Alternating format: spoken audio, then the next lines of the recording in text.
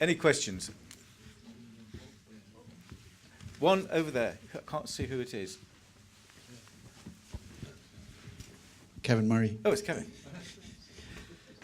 I think one of the significant things that Wulf identified was the scale of operation. And I just wanted to throw out this thing that is the role of the nation state diminishing, and that both community and city level is the right level at which to operate to achieve greener places and greener living. Absolutely. I mean, I completely welcome the message from Wulf. I didn't take that as an attack. I took it as absolutely genuine help. And the biggest issue is this question of over-centralised government. Yep. And I think that devolution, the real devolution, and I spoke about this in Glasgow recently, the real devolution is to the cities, not to the states, because that is just another form of centralisation. Centralisation in Edinburgh rather than centralisation in London, in Scotland's case. But I'm not being, it's not my business. I'm a Sassenach with a Scottish name. And but I absolutely believe that we should take the model from many of the continental cities and countries where there is much more in the hands of local government. And that's why I say we should be responsible for keeping our own lights on. We should be responsible for delivering our own transport systems.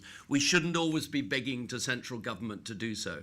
And then I think we can produce a better city much more efficiently, a better life for people, much more with much more involvement with the local community than we can by being told all the time by central government. And I will be on to Nick Bowles on Tuesday. Best regards. Best regards. Anything to add, Wulf? I do want to give you the chance to respond to Kevin's question. No? What else can I say? It's totally right. Huh? Great. Okay. Great answer. Sue, anything to add? Yeah.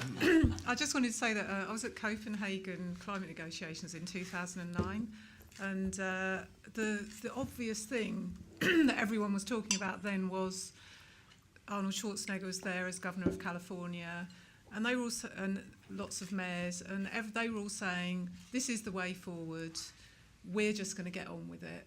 We don't, if governments can't agree, we're just getting on with it. So as you heard, the Rockefeller initiative, the Clinton C40, there's lots of city getting together, sharing know-how to make a difference. It's a really powerful thing going on. Yeah. Sorry, Wulf, you did want to say something. Well, in which way do Europeans, especially Germans, recognize Britain in this moment? There is not much what they know. Of course, it's London. Huh? It's London and London and London again. And London is very expensive, and London is very busy, and London has these global players who will feel that they cannot cash and flow, but you cannot eat the money afterwards. Huh? What else do we know? We know the Queen family, especially Prince Harry. He's very famous in Germany because he makes other things than the normal one. And then we know Beckham perhaps, and Posh, huh? And Rooney. And the rest is not existable. Well, I say it in this words very hard, but it's a fact. Yeah. When I was here in Britain in the mid of the 60s, well, it was fantastic. Your car industry was running. Where's your car industry? Your ship industry was running. Where's your ship industry? Your fishing industry was running. Where's your fishing industry? It is all gone. And you talk about history, not you personally. It was a very good speech you made here. But yesterday you said, well, we are here in our Victorian and the building, and we live from slave, from sugar, from chocolate, from tobacco, from beer brewery. And I also thought, well, where's the future? Today you said the future. And was yesterday I said the future is going to be better than the past. Okay, these words I didn't reach. All right, you missed the key point. You missed the key point. Yeah. You have to go. Well, you have to go to the future, and I'm very well. It's for me totally clear. The future will not come with the older generation. the future is coming with the younger generation, and you must bring some point that the young ones recognize that Bristol brings possibilities which are better than anywhere else. Yeah, absolutely. That's it. And Bristol is a typical European city. London is typical of nothing. It's typical of nowhere. It's a great city, and I'm not somebody who acts against London, because I think it does bring greater prosperity for us all, and it is a world city. But experimenting in Bristol is much more real to the rest of the world than experimenting in London. Good. I think the difference between world cities and others is an important distinction. Yeah. An We're a important small. distinction to make. My intention is that we become a small exemplar world city. Yeah. Can I take one more question before we break? Can somebody? There's a wave over there. Who's that? Camilla Ween. Oh, Camilla. It's mainly to Sue. Is this on? Yeah. Yep. I think I read that the purpose of sort of building BedZ was to demonstrate that you actually could create a sustainable community at the same price as doing the sort of business as usual developer-style housing. And so I was wondering to what extent that actually was true, and also to what extent BedZ is carbon neutral. How close to carbon neutrality did you actually get? Well, we wanted it to be mainstream, but it did cost more. The official figure is 15% more, but they're very solidly built. I mean, when I bought mine, I thought, well, this won't fall down. Their life is 125 years. They're solid. But when we went on to do one Brighton, with that project, we were able to do it within the normal range of build costs. So that was, and it was more profitable than regular development because it's sold faster, and so that's money in the bank.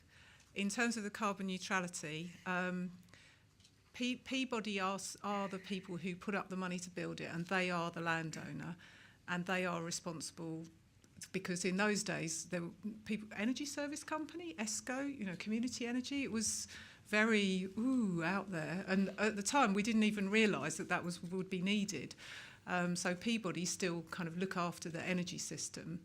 And when the wood chip, so the photovoltaics are working brilliantly, the energy savings working brilliantly, but what isn't working brilliantly is the combined heat and power plant, which shut down several years ago. So we were zero carbon up until that point. And now what we're looking at is, so we've got gas, it's running on the gas backup boilers, until we either replace it with a wood heat boiler and buy certified, REGO certified electricity, and then we'll be back to zero carbon, or join up with there's an energy from waste plant unfortunately being built a mile away, probably. So if so, we will make sure we use that waste heat. But I think, so sometimes people say, oh, BedZ failed because things like that, but it's all learning, and you have to try and learn from that and move on. Yeah. And I don't think Sue should apologise for BedZ costing more. It was a prototype, and we are so bad at procurement in this country because we always look at the base first cost, and we're not looking at the 25-year cost. And if you look at the 25-year cost, and you take into account the benefits that you get from the experiment in other places, which is a huge one in terms of BedZ, then actually what you're getting is fantastic value. And we tend to look at cost rather than value.